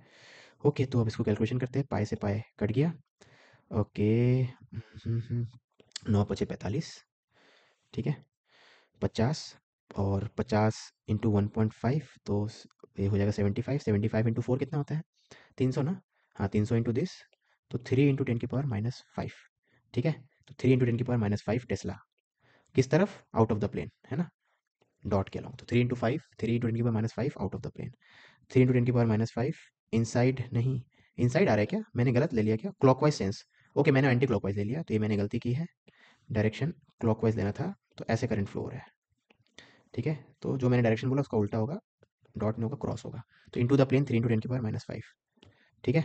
तो अगर आपके पास एग्जाम में मान लो एक क्वेश्चन आपको मिला है और 10 सेकंड के टाइम, ऑफ कोर्स कैलकुलेशन नहीं कर पाओगे, तो खाली डायरेक्शन से ही सोचो ना, इनसाइड द प्लेन वाला ऑप्शन ही होगा ना, तो दो ऑप्शन एलिमिनेट हो गया, अब आंख मूंद के इन दोनों में से कोई भी एक मार दो यार, प्रोबेबिलिटी पढ़े होंगे ना 12th में, तो इन दोनों में से कोई मार दो ना, अभी भी आपका क्या बोलते हैं उसको, एक्सपेक्टेड स्कोर जो होगा पॉजिटिव ही आएगा, है ना, नेगेटिव का जो है एक्सपेक्टेड स्कोर जो है पॉजिटिव ही आएगा, ठीक है, नेगेटिव का चांस बहुत कम हो गया, है ना। Okay, a person standing on a spring balance inside a stationary lift measures 50 kilogram, weight of the person if the lift descends with uniform downward acceleration, ठीक है। तो पर्सन स्प्रिंग बैलेंस स्टैंड कर रहा है, ठीक है। ओके, तो basically देखो, पर्सन जो रीडिंग होता है स्प्रिंग बैलेंस का स्प्रिंग फोर्स के बराबर होता है, तो पर्सन का फ्री बॉडी डायग्राम बनाएंगे तो पर्सन के ऊपर दो ही फोर्स है, mg डाउनवर्ड और स्प्रिंग फोर्स अपवर्ड, और कोई फोर्स है पर्सन पे नहीं, क्योंकि पर्सन देखा ना स्प्रिंग बैलेंस पे खड़ा है, तो स्प्रिंग तो दब जाएगा, तो पर्सन को स्प्रिंग ऊपर ढकेल रहा होगा, ठीक है। लेकिन एक्सेलेरेशन है पर्सन का डाउनवर्ड, तो न्यूटन से लगाओगे आप, तो mg minus spring force is equal to mass into acceleration, ठीक है। अब स्प्रिंग फोर्स की बात करें तो स्प्रिंग फोर्स हो जाएगा mg - a, तो वैल्यू पुट कर दो आप, मास ऑफ पर्सन 50, ठीक है। जब देखो Apollo person standing on spring balance measures इतना, तो जब स्प्रिंग बैलेंस रुका हुआ है, तो रुका हुआ है मतलब एक्सेलेरेशन 0 है, तो उस समय तो एफ इसके बराबर है, तो जो स्प्रिंग बैलेंस का रीडिंग होगा वही mg के बराबर होगा, ठीक है। मतलब स्प्रिंग बैलेंस का रीडिंग ये लोग किलोग्राम में दे दिया है, न्यूटन में होना चाहिए, लेकिन जो भी है ऐसा गलती करते हैं हम लोग, ये नॉर्मल गलती है, ठीक है। जैसे अगर बाजार जाते हो तो आप बोलते हो कि आप कितना वेट वेट बोलते हो ना, 1 kg वेट का आलू दे दो, ये दे दो, तो एक्चुअली वेट क्या है, तो मास है ना, तो वो गलती हम लोग सब करते हो, मान लो माना हुआ गलती है, ठीक है। तो जी की वैल्यू इतना, ए की वैल्यू 1.8, तो 50 इंटू ये कितना हो जाएगा 7.2, नहीं 8.2, तो 8×40, 5 दूनी 10, 410, ठीक है, ये तो 410 आ रहा है। ओके, तो ये हो सकता है कि हाँ 400 के करीब है ना ये, तो 9.8 लिए होंगे जी की वैल्यू। वैसे कुछ नहीं बोला था तो 9.8 लेना चाहिए, लेकिन जेई मेन में चलो ठीक है, यहाँ पे तो चलो सही है। 9.8 माइनस 1.8 हो जाएगा 50 इंटू 8 यानी 400 न्यूटन। ठीक है, अब 400 न्यूटन को आप किलोग्राम में लिखोगे तो जी से डिवाइड कर दो, तो 400 बाय 9.8 किलोग्राम ये भी लिख सकते हो आप। ठीक है, दोनों सही है, सेम ही है। स्प्रिंग बैलेंस और इस सब के केस में ऐसा कर सकते हैं, तो जो भी है यहाँ पे तो न्यूटन ने पूछा था तो 400 हो जाएगा। ठीक है, इसकी जरूरत नहीं है जो मैं बाद में बताया है ना। क्वेश्चन नंबर 16 में okay, a transmitting station releases waves of wavelength इतना, तो लैम्डा दे दिया है, कैपेसिटर दे दिया, कैपेसिटेंस दे दिया है, रेजोनेंट बोल दिया है। ठीक है, तो रेजोनेंट बोल दिया है तो काम तो हो गया। ओके, तो रेजोनेंट बोल दिया तो आपको पता है omega not square equal to 1/LC। ठीक है, the self inductance of the coil necessary, तो एल की वैल्यू पूछी है, तो एल की वैल्यू हो जाएगी 1/ओमेगा नॉट स्क्वायर इंटू सी। ठीक है, अब बस सबका वैल्यू पुट कर दो। अब बोलोगे कि सर ओमेगा कैसे निकालेंगे, वेवलेंथ दिया है ना, वेवलेंथ से ओमेगा निकालो। ठीक है, तो ओमेगा होता है 2πf, है ना, तो इसको मैं बस ओमेगा ओमेगा लिख रहा हूँ, ओमेगा नॉट से कंफ्यूज मत होना। ठीक है, ओमेगा होता है 2πf और फ्रीक्वेंसी क्या होता है c/λ। ठीक है, ऑफ कोर्स कुछ नहीं बोला गया है। ट्रांसमिटिंग स्टेशन की बात करें तो ट्रांसमिटिंग स्टेशन इलेक्ट्रोमैग्नेटिक वेव्स ना ट्रांसमिट करता है, तो स्पीड ऑफ लाइट यूज़ कर लिए। ठीक है, तो 2πc/λ, तो ओमेगा के बदले हम लोग ये लिखेंगे 2πc/λ, तो वो लिखने के बाद 2π स्पीड ऑफ लाइट का स्क्वायर इंटू कैपेसिटेंस, ये कैपेसिटेंस वाला सी है और ये स्पीड ऑफ लाइट वाला सी। अब सबका वैल्यू पुट करते हैं। लैम्डा का स्क्वायर मतलब 960 का square divided by 4 pi square को मैं 10 ले लेता हूँ approximately, into speed of light का स्क्वायर, तो 3 10 की पावर इंटू कैपेसिटेंस, कैपेसिटेंस कितना दिया हुआ था 2.56 माइक्रो। ठीक है, तो ये 2.56 इंटू माइक्रो। ठीक है, अब इसको कैलकुलेट करना है, तो चलो हाथ गंदे करते हैं। तो -10 की पावर +10 11, 10 की पावर 11 में से 2 घटाओ 10 की पावर 9। ठीक है, उल्टा कर दिया क्या, हाँ -9 है ना। ठीक है, ये हो गया। अब उसके अलावा जो बचा है अ, ठीक है, 3 तिया 9, 3 तिया 9, 3 दूनी 6। ठीक है, ये 3 से ये भी गया तो 32। ठीक है, ये पूरा गायब, और नीचे 4 बचा है, तो 4 × 8 32। ठीक है, और 2.56, तो अल्टीमेटली आपके पास 32 × 8/2.56 इंटू 10 की पावर -9। ठीक है, अब आंसर हमें चाहिए 10 की पावर -8 में, तो एक 10 को इधर भेज दो, मतलब बेसिकली -9 को आप -8 -1 लिख सकते हो, तो डिवाइड बाई 10 कर दो, तो आपका आंसर आ जाएगा डिवाइड बाई 10 मतलब 25.6। ठीक है, अब इसको कैलकुलेट करना है 32 × 8 डिवाइड बाई 25.6, 32 × 8, हाँ तो ये 256 आ रहा है। मतलब आप बहुत सारे लोग सोचेंगे कि ऐसे ही कर लेते ना, तो 10 आ रहा है। ठीक है, अरे मुझे अपने कैलकुलेशन पे कभी भरोसा नहीं होता, इसलिए कैलकुलेटर लेके 10। ठीक है, और ऐसा यूनिट में आएगा, याद रखना। ठीक है ना, सॉरी सॉरी सॉरी, ये क्या कर दिया मैं, हाँ ये ऐसा यूनिट में, सॉरी 10 की पावर -8 दिया होता ना, इसलिए मैंने 10 की पावर -9 को -8 रखा, डिवाइडेड बाई 10 किया, और 25.6 को 256 किया। ठीक है, 2.56 को 25.6 किया था, जो भी है। ठीक है, ओके। नेक्स्ट क्वेश्चन में, a light wave is incident normally on a glass slab of refractive index 1.5। ठीक है, आपको पता होना चाहिए कि रिफ्रैक्टिव इंडेक्स जो होता है वो आपका रिलेटिव परमिएबिलिटी और रिलेटिव परमिटिविटी, इसका स्क्वायर रूट का प्रोडक्ट के बराबर होता है। ठीक है, इनका प्रोडक्ट का स्क्वायर रूट के बराबर होता है। Sorry, if 4% of light gets reflected and the amplitude of the electric field in the incident light is इतना, then the amplitude of electric field in the refracted light. ठीक है, okay, तो incident light का amplitude दे दिया, refracted light का amplitude क्या होगा अगर रिफ्रैक्टिव इंडेक्स 1.5 है और 4% ऑफ लाइट जो है वो रिफ्लेक्ट हुआ है। ठीक है, अब जितना भी लाइट जा रहा है उसका अगर 4% आपका रिफ्लेक्ट हो रहा है, मतलब 96% ट्रांसमिट हो रहा है, तो 4% ऑफ लाइट रिफ्लेक्शन है, मतलब 96% का ट्रांसमिशन है। ठीक है, तो ट्रांसमिटेड लाइट जो है उसका इंटेंसिटी जो है वो 96% है। ठीक है, तो अगर इंसिडेंट लाइट का इंटेंसिटी आई नॉट है, तो जो लाइट ट्रांसमिट होने वाला है वो 96% ऑफ आई नॉट यानी 0.96 आई नॉट। ठीक है, ओके। ओके, तो दोनों का इंटेंसिटी लिख देते हैं ना। तो इंसिडेंट इंटेंसिटी का फॉर्मूला क्या होता है, इंटेंसिटी होता है आपका अ, ये energy density into speed of light, ये होता है इंटेंसिटी। ठीक है, तो एनर्जी डेंसिटी आपका होता है half epsilon not E not square. ठीक है, ये एवरेज एनर्जी डेंसिटी वो सब मैं नहीं लिख रहा हूँ, है ना।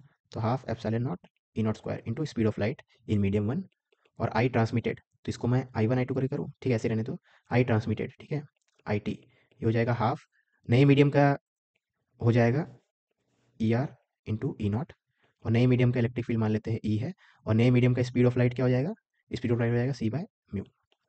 ठीक है, तो दोनों केस में इंटेंसिटी का एक्सप्रेशन लिख दिया, ये इंसिडेंट के लिए, ये रिफ्रैक्टेड के लिए। अब दोनों का रेशियो लेते हैं, है ना।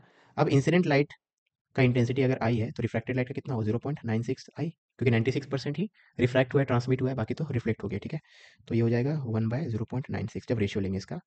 अब क्या क्या कैंसिल होने वाला है, half half cancel, E not cancel, okay, और सी सी कैंसिल।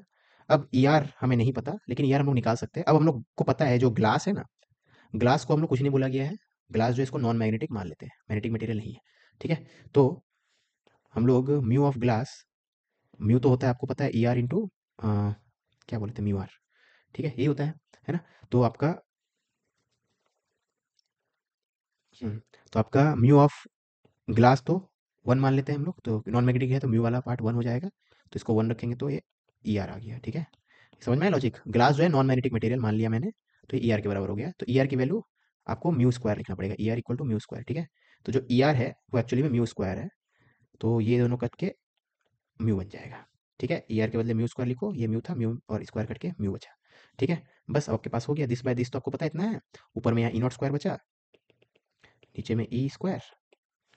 ठीक है, ई नॉट बाय ई स्क्वायर, और यहाँ म्यू, और यहाँ म्यू। ठीक है, अब वैल्यू पुट कर देते हैं। ई नॉट की वैल्यू आपको दिया हुआ क्वेश्चन में, ओरिजिनल फील्ड में कितना था, 50/E is equal to mu by 0.96, mu इधर चला जाएगा तो म्यू बाय 0.96।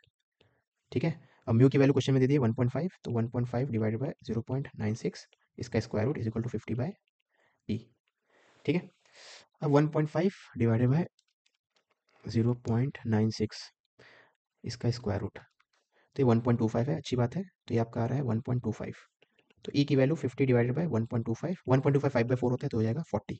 तो इसका आंसर क्या हो जाएगा, 40। क्वेश्चन नंबर 18 में what is the position and nature of image formed by the lens combination as shown. ठीक है, तो यहाँ पे ऑब्जेक्ट है, इस लेंस से जो इमेज बनेगा, उसके बाद ना रे इस पे टकराएगा, तो पहले रे इस पे टकराएगा और फिर इस पे टकराएगा, तो इस पे जो इमेज बनेगा, इसके कारण जो इमेज बनेगा, that will behave as object for this. तो इसके कारण पहले इमेज निकाल लेते हैं। तो लेंस फॉर्मूला के हिसाब से आपको पता है 1/v minus 1/u equal to 1/f होता है, तो v की वैल्यू इतना है, तो इसको दो बार लगाएंगे। तो पहले लेंस के लिए u की वैल्यू क्या है, -20, इसके लेफ्ट साइड में तो -20, फोकल लेंथ कितना है, +10, तो U F by U plus F, तो इससे कितना आ रहा है, +20।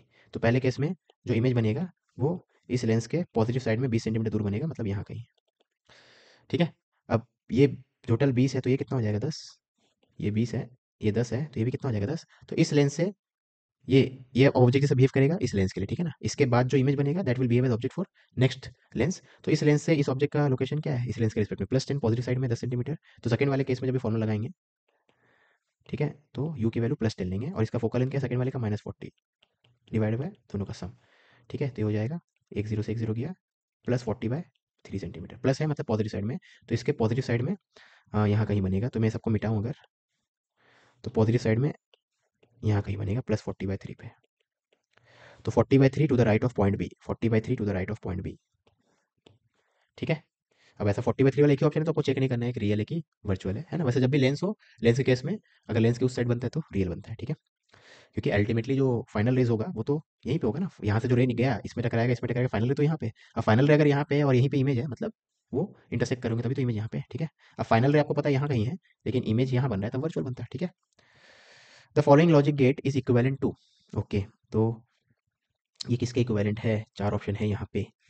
तो हम लोग क्या करेंगे, चलो इसका वो बना लेते हैं ट्रूथ टेबल। ठीक है, तो ट्रूथ टेबल में ए बी और रिजल्ट का नाम क्या है, वाई। ठीक है, तो पहले दोनों को जीरो रखते हैं। तो अगर ये जीरो होगा, तो देखो ये जीरो है तो दोनों जगह जीरो जीरो किया, ये एंड गेट है, एंड गेट से जीरो बाहर आएगा, लेकिन फिर उसका नॉट करना है तो वन हो जाएगा। ठीक है, तो वैसे यहाँ भी जीरो होगा तो यहाँ क्या आ जाएगा, वन। अब एंड गेट में वन जाएगा दोनों, तो बाहर आएगा वन, लेकिन नॉट करना है उसका, सर्कल मतलब नॉट करना है, तो जीरो हो जाएगा। तो यहाँ पहुँच गया जीरो। ठीक है, अब ये जीरो जीरो जाएगा फिर से एंड गेट में, तो बाहर निकलेगा जीरो। यहाँ जीरो है मतलब दोनों जगह जीरो जा रहा है ना, एंड गेट में यहाँ से भी जीरो, यहाँ से भी जीरो, तो एंड गेट से बाहर निकलेगा जीरो, उसका उल्टा हो जाएगा तो वन, तो वाई की वैल्यू वन हो गई। ठीक है, अब दूसरा एक्सट्रीम देख लेते हैं, दोनों को वन रखते हैं, तो वन रखेंगे तो देखो वन वन जाएगा, इससे वन बाहर निकलेगा, उसका नॉट करेंगे तो उल्टा जीरो हो जाएगा यहाँ। फिर वैसे यहाँ से भी वन रखेंगे तो जीरो आएगा। ठीक है ना, सेम लॉजिक से जीरो जीरो जाएगा एंड में, तो बाहर निकलेगा जीरो, उसका नॉट करेंगे तो वन, वन वन जाएगा एंड में, बाहर निकलेगा वन, उसका नॉट करेंगे तो जीरो। तो जब दोनों वन वन है तो रिजल्ट आएगा जीरो। ठीक है, जब दोनों वन वन है तो रिजल्ट आएगा जीरो। अब ऑप्शन देखते हैं इसके बेसिस पे एलिमिनेट हो रहा है कि नहीं। तो और गेट में तो ये वाला पोर्शन नहीं होगा, तो और तो एलिमिनेट हो गया, ये तो नहीं होगा। ठीक है, नैंड गेट में एंड का उल्टा होता है, इसका उल्टा, इसका उल्टा ये हो सकता है, तो ये एलिमिनेट नहीं हुआ। एंड गेट भी नहीं हो सकता, एंड गेट में ये वाला केस नहीं होता, तो ये भी हो गया। ठीक है, तो ये दोनों एलिमिनेट हो गया। अब ये दोनों बचा है, नॉर गेट और नैंड गेट। ठीक है ना, तो एक और देखना पड़ेगा। ओके, नैंड गेट में क्या होता है, नैंड गेट में वन और वन का वन होता है, उसका उल्टा कर देते हैं। ठीक है, और जीरो जीरो का जीरो होता है, उसका उल्टा कर देते हैं। ठीक है, तो ये काम नहीं कर। नॉर की बात करें तो और गेट में जीरो जीरो का वन होता है, उसका उल्टा। अरे नॉर गेट तो गलत हो गया ना फिर। और गेट में जीरो जीरो का जीरो होता है, उसका उल्टा। हाँ, उल्टा उल्टा तो आ रहा है, सॉरी सॉरी सॉरी सॉरी। और गेट में दोनों वन होता है, तो रिजल्ट वन आता है उसका। नॉर करेंगे तो जीरो। हाँ, तो ये दोनों एलिमिनेट नहीं हुआ, दोनों बचा हुआ। ठीक है, तो एक और एक डेटा देखना पड़ेगा। तो सपोज एक जीरो है, एक वन है, तो एक जीरो और एक वन लेके करते हैं। तो ये जीरो है, तो पूरा जीरो जीरो जीरो होके यहाँ क्या हो जाएगा, वन। ठीक है, और वैसे ये वन है, तो पूरा वन वन वन होके वन, यहाँ वन वन जाएगा, वन वन जाएगा, तो इससे बाहर आएगा वन, वन का उल्टा होके जीरो। तो यहाँ वन और जीरो जाएगा इसमें, तो बाहर निकलेगा जीरो, क्योंकि एंड है, उसका उल्टा होके यहाँ वन। यहाँ वन और वन जाएगा, वन वन, उसका बाहर निकलेगा वन, तो फाइनल आंसर आएगा जीरो। ठीक है, और सिमिलरली ये भी रहेगा, तो ये आएगा। तो ये आ रहा है आपका। तो ये और गेट का उल्टा है। और गेट में क्या आता है, जीरो जीरो जीरो वन, उसका उल्टा कर दो तो वन। नहीं, और गेट का उल्टा नहीं है। और गेट में आता है जीरो वन वन वन, उसका उल्टा करेंगे तो हाँ, और गेट का उल्टा है, तो ऑप्शन हो जाएगा ए। ठीक है, सही है। ओके, क्वेश्चन नंबर 20 में, taking the wavelength of first Balmer line in hydrogen spectrum as इतना, द वेवलेंथ ऑफ सेकंड। अरे ये सब लिखना ही नहीं चाहिए ना। जो भी है, प्रीवियस ईयर क्वेश्चन का मॉडिफाइड वर्जन है, तो किसी ना किसी प्रीवियस ईयर क्वेश्चन का ही मॉडिफाइड वर्जन है। ये नहीं लिखते तो वैसे तो आसान ही रहता है मॉडर्न फिजिक्स, ये लिख के तो कुछ भी नहीं बचा। तो फर्स्ट लाइन की बात भी बता दी। अब जिसको, तो बाल्मर सीरीज कोई रटेगा ही क्यों, जब फर्स्ट लाइन का मतलब भी बता दिया ये। ठीक है, तो कुछ भी नहीं करना है। तो को पता है जो लैम्डा होता है वो Rydberg constant into one by N one square minus one by N two square. ठीक है, ये दो बार करना है, तो ये लैम्डा वन और लैम्डा टू में रिडबर्ग कांस्टेंट इंटू वही आर एच होता है, मैं एच नहीं लिख रहा हूँ। सेकंड केस में फोर और टू है, तो two square minus one by four square, दोनों का रेशियो ले लो। तो फर्स्ट केस में ए वन बाय लैम्डा होता है, सॉरी वन बाय लैम्डा होता है ना। तो फर्स्ट के ए इस तरफ आ जाएगा lambda two by lambda one, और उस तरफ आ जाएगा one by four, one by nine, one by four, one by sixteen. ठीक है, तो ये हो जाएगा पाँच बाय छत्तीस, और ये हो जाएगा बारह बाय चौंसठ। तो पाँच बाय छत्तीस इंटू चौंसठ बाय बारह, lambda two by lambda one. ठीक है, ओके, अब इसको सिंप्लीफाई करते हैं। छः छक छत्तीस, ओके, छः से तो नहीं जाएगा। चार नमा छत्तीस, चार सोलह, चार नमा चार सोलह, चार चौके चार तिया, तो पाँच चौक बीस, नौ तिया सत्ताईस। तो lambda two is 20/27 into lambda one. ठीक है, अब लैम्डा वन की वैल्यू दी गई थी 600, तो यहाँ 600 पुट कर दो, 20/27 इंटू 600। ये तो गंदा आंसर आएगा। हाँ गंदा ही है ना, हाँ ठीक है, गंदा ही है। तो इसको कैलकुलेट कर लेते हैं। 20 इंटू 600 डिवाइडेड बाई 27, तो 444 पॉइंट इतना। ठीक है, ये सही आंसर है। अब सेक्शन टू में चलते हैं। The water level filled up to height of 20 meter in a tank, vertical side wall। ठीक है, a hole is made in one of the walls at a depth h below the water surface। ठीक है, okay, ये तो capital H होना चाहिए था diagram के हिसाब से। एनीवेज, तो आपको अगर ये रेंज को मैक्सिमम करना है तो कहाँ पे होल बनाना पड़ेगा। ठीक है, तो ओके, ये स्मॉल एच है, ये टोटल कैपिटल एच है। ओके, तो ये स्मॉल एच है, यहाँ डायग्राम में थोड़ा मिसिंग है, तो ये स्मॉल एच है। ठीक है, और ये क्या हो जाएगा, एच माइनस एच, है ना। तो बेसिकली टोटल कैपिटल एच है, ये एच है, ये एच माइनस एच है। ठीक है, ओके, तो यहाँ से जो पानी निकल रहा होगा उसका स्पीड कितना होगा, root over two g h. तो जो पानी निकल रहा होगा उसका स्पीड है root over two g h. ठीक है, और ये पानी क्योंकि हॉरिजॉन्टली निकल रहा है, तो इसको ग्राउंड पहुंचने में कितना टाइम लगेगा, रूट ओवर एच बाई जी। क्योंकि कोई भी चीज़ हॉरिजॉन्टली तो उसका वर्टिकल वेलोसिटी जीरो है। तो वर्टिकली अगर ऐसे छोड़ते हैं तब जितना टाइम में ग्राउंड पहुंचेगा, वर्टिकली अगर मतलब हॉरिजॉन्टली फेंकेंगे तब भी उतनी टाइम पे ग्राउंड पहुंचेगा, क्योंकि वर्टिकल मोशन में हर चीज़ सेम है। ठीक है, ये root over two h by g, तो इसको time taken to reach ground हो जाएगा root over two h by g. तो ये जो रेंज है, रेंज हो जाएगा u into time of flight. U की वैल्यू है root over two g h, और टाइम ऑफ फ्लाइट हो जाएगा इतना। ठीक है, कितने हाइट से ना पानी को गिरना है, कितने हाइट से, इतने हाइट से। और वर्टिकल वेलोसिटी कितना इनिशियली जीरो पानी का, क्योंकि पानी हॉरिजॉन्टली चल रहा है, तो root over two h height fallen by g. ठीक है, ये हो जाएगा रेंज, है ना। तो अगर रेंज को मैक्सिमाइज करना है, तो रेंज तो नॉन नेगेटिव क्वांटिटी है, तो रेंज का स्क्वायर भी मैक्सिमम होगा। जब रेंज मैक्सिमम होगा तो रेंज का स्क्वायर भी मैक्सिमम होगा। तो रेंज का स्क्वायर में देखूँ तो two g h, two h minus h divided by g. ठीक है, तो जी से जी कट गया, तो four h h minus h, ये हो गया रेंज स्क्वायर। अब आप जब रेंज को मैक्सिमम करना है, मतलब रेंज स्क्वायर को मैक्सिमम करना है, तो इसका डिफरेंशिएशन जीरो करोगे। तो differentiation with respect to h, क्योंकि एच ही तो अननोन है यहाँ पे, मतलब एच ही तो वेरिएबल है, कैपिटल एच, इसको तो आप चेंज नहीं कर सकते। हाँ, कहाँ पे छेद बना रहे हो, यहाँ पे होल बना रहे हो, वो आपके ऊपर है। ठीक है, तो डिफरेंशिएट करके जीरो कर दो, तो आपका आ जाएगा ये h equal to h by two. ठीक है ना, तो आर मैक्सिमम कब होगा, डिफरेंशिएट करके जीरो पुट करेंगे तो एच की वैल्यू क्या आ जाएगी, एच बाई टू। देख लो, इसको डिफरेंशिएट करके जीरो पुट करो, एच के रिस्पेक्ट में एच की वैल्यू एच बाई टू। तो आप कैपिटल एच दिया हुआ था क्वेश्चन में 20 मीटर, तो एच बाई टू हो जाएगा 10 मीटर, तो इसका आंसर हो जाएगा 10 मीटर। ठीक है, ओके, आगे बढ़ते हैं। In a uniform magnetic field the magnetic needle has a magnetic moment इतना, तो आपको मोमेंट ऑफ मैग्नेटिक मोमेंट दे दिया है म्यू की वैल्यू, मोमेंट ऑफ इनर्शिया दे दिया आई की value. If it performs 10 complete oscillation in 5 seconds, तो टाइम पीरियड है एक ऑक्सीलेशन में कितना टाइम लगेगा, तो 10 ऑक्सीलेशन इन 5 सेकंड्स, तो एक ऑक्सीलेशन में टाइम लगेगा 2 सेकंड का। ठीक है, तो टाइम पीरियड है 2 सेकंड। तो मैग्नीट्यूड ऑफ मैग्नेटिक फील्ड क्या होगा, टाइम पीरियड क्या होता है, टाइम पीरियड होता है 2 pi root over I by m b. ठीक है, एम मतलब मैग्नेटिक मोमेंट है ना, ये 2 है तो 2 से 2 कट गया। अब दोनों तरफ स्क्वायर कर दे तो pi square I by m b equal to 1। हमें पूछा गया है मैग्नेटिक फील्ड यानी बी की वैल्यू निकालनी, बी की वैल्यू हो जाएगी pi square I by M. ठीक है, तो pi square I moment of inertia है आपका 5 × 10⁻⁻⁶, ऐसा यूनिट में चेक कर लो किलोग्राम पर metre square, divided by magnetic moment है 9.85 इंटू 10⁻², फिर से ऐसा यूनिट में चेक कर लो। ठीक है, तो मैग्नेटिक फील्ड इतना होगा। तो पाई स्क्वायर क्वेश्चन ने बोल दिया पाई स्क्वायर कितना लेते हैं 9.85, तो पाई स्क्वायर 9.85 लेना है, तो ये कैंसिल हो जाएगा, पाई स्क्वायर 9.85 लेना है। ठीक है, तो ये हो जाएगा 5 × 10⁻⁻⁴। तो magnetic field is milli tesla में तो 50। ठीक है, ये 10⁻⁴ है, मतलब 15 सॉरी, तो 0.5 आ जाएगा। तो 0.5 तो मिली टेस्ला में क्यों पूछा, या मैंने क्या कैलकुलेशन एरर किया है। तो 5 × 10⁻⁴, तो -3 करेंगे तो बाय 10 करना होगा ना, बाय 10 करेंगे तो 0.5 आ जाएगा, 0.5, लेकिन डेसिमल में तो नहीं हो सकता ना ये। चलो कैलकुलेशन चेक करते हैं। तो टाइम पीरियड आपको बोला गया था 10 ऑक्सीलेशन 5, अरे उल्टा कर दिया मैं, 10/5, 5/10 करना चाहिए था। ठीक है, 5/10 0.5, तो टाइम पीरियड 0.5 एक्चुअली में मैंने यही गलती कर दी। तो टाइम पीरियड आपका हाफ है। ठीक है, तो 2 कटने नहीं वाला, 2 आपका नहीं कटने वाला। ठीक है, तो क्वेश्चन मैंने गलत पढ़ा था। ओके, तो बी की वैल्यू यहाँ से 4 पाई का स्क्वायर करो, उसको उधर भेजो। तो 16 pi square m b by I by m, ये हो जाएगा बी। तो इसे वैल्यू पुट करते हैं 16 × पाई स्क्वायर, तो क्वेश्चन ने बोल दिया 9.85, moment of inertia 9 point sorry 5 × 10⁻⁻⁶, divided magnetic moment 9.85 into 10⁻²। ठीक है, होपफुली इस बार सही आए, मतलब सही तो नहीं पता हमें, लेकिन वो तो आए कम से कम, इंटीजर तो आए। ठीक है, 16×5 = 80, तो 80 × 10⁻⁴ यानी 8 × 10⁻³ टेस्ला, यानी 8 मिली टेस्ला। ठीक है, चलो सही है, 8 हो जाएगा इसका आंसर, है ना। क्वेश्चन नंबर 23 में 64 similar drops of mercury are maintain at 10 volt each. Okay, all this spherical drops combine into a single big drop, the potential energy of the bigger drops. ठीक है, तो हम लोग मान लेंगे, अब पोटेंशियल एनर्जी की बात कर रहा है, ठीक है ना, ये वोल्टेज वगैरह की बात कर रहा है, मतलब इसको आप चार्ज मान लोगे, है ना, यूनिफॉर्मली चार्ज सॉलिड स्फीयर मान लोगे। तो मर्करी को आप यूनिफॉर्मली चार्ज, मर्करी के ड्रॉप्स को यूनिफॉर्मली चार्ज सॉलिड स्फीयर मान लोगे। ठीक है, तो यूनिफॉर्मली चार्ज सॉलिड स्फीयर का पोटेंशियल एनर्जी क्या होता है, पोटेंशियल होता है KQ², 3KQ² 5, है ना।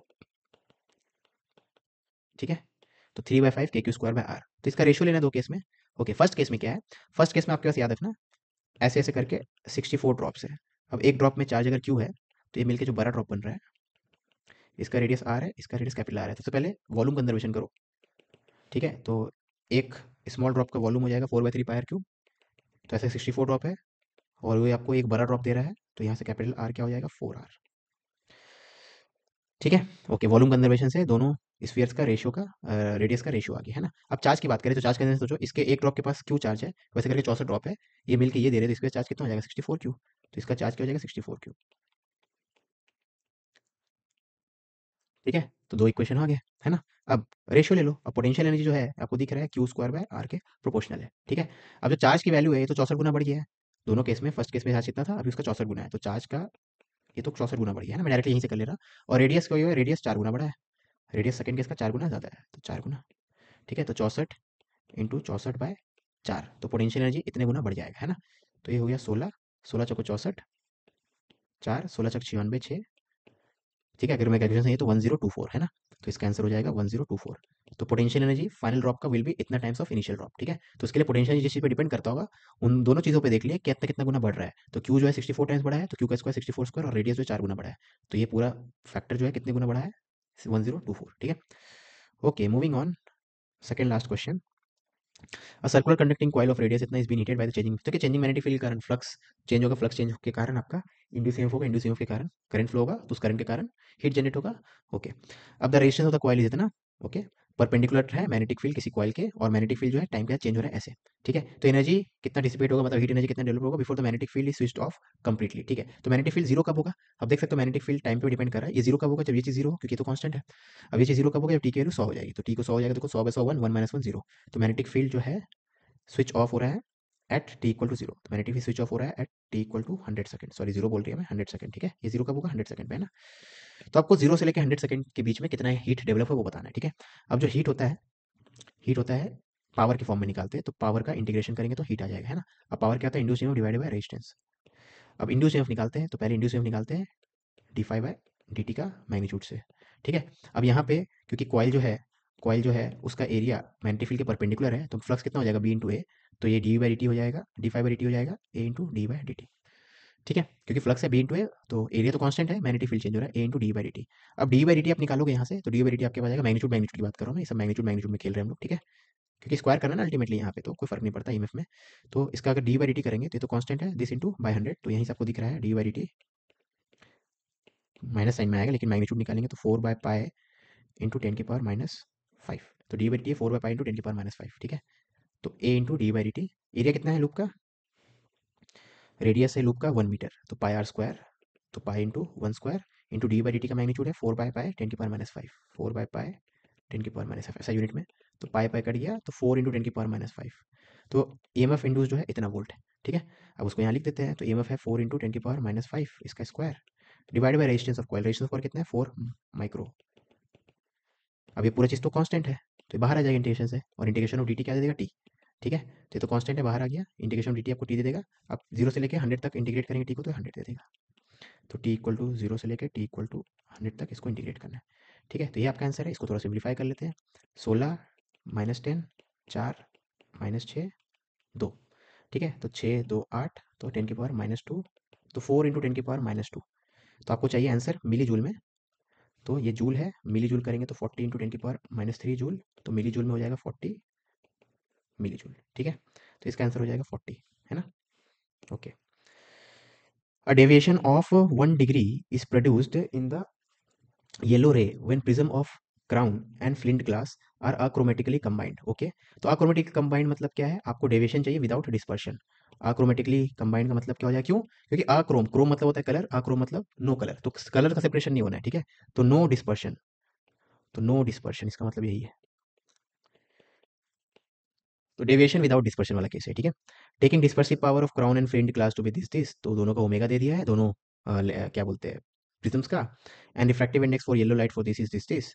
तो रिफ्रैक्टिंग एंगल्स, ठीक है, एंगल का वैल्यू पूछा गया है, angle of prism crown glass का कितना होगा, ठीक है। ओके, तो दूसरे ग्लास का नहीं दिया, डेविएशन इतना इज प्रोड्यूस्ड, चलो ट्राई करते हैं। तो पहला बोल दिया डेविएशन इतना हो रहा है, ठीक है। अब जो डेविएशन होता है, ये किसी के बारे में बोला है, मतलब ये येलो लाइट का डेविएशन बोल रहा है, तो येलो लाइट का डेविएशन क्या हो जाएगा, तो हो जाएगा म्यू इंटू ए into mu minus one.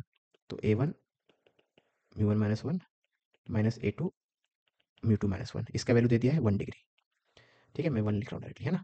Okay, हम्म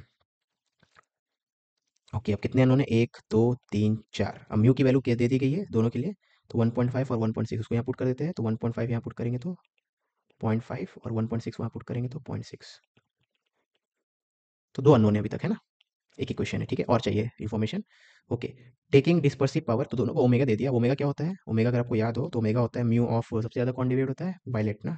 तो mu of violet divided by mu of red, mu of yellow -1, ये होता है डिस्पर्सिव पावर, ठीक है। अब mu of violet minus mu of red divided by mu of yellow -1, ठीक है, ये हो गया आपका। अब हमें क्या चाहिए, हमें आपको बोल दिया डिस्पर्सिव म्यू, ओमेगा की वैल्यू दे देगी इतना इतना, दोनों प्रिज्म्स का ओमेगा दे दिया, ठीक है। तो ओमेगा दिया हुआ है, म्यू भी दिया हुआ है, तो वी माइनस म्यू आर दोनों का पता है ना। तो अब आपको चाहिए नो डिस्पर्शन। नो डिस्पर्शन कब होगा, तो पहले वाले का डिस्पर्शन जो होगा mu we minus mu are into A, है ना। जो डिस्पर्शन होता है कितना होता है, दो जो एक्सट्रीम रेज होते हैं रेड और वायलेट, इनके बीच का एंगल कितना होता है, ये होता है डेविएशन ऑफ रेड और डेविएशन ऑफ वायलेट का डिफरेंस। डेविएशन ऑफ रेड हो जाएगा mu of red -1 into A, और डेविएशन ऑफ वायलेट हो जाएगा mu of violet -1 into A. तो दोनों को सब्ट्रैक्ट करेंगे तो mu violet minus mu red into A, ठीक है।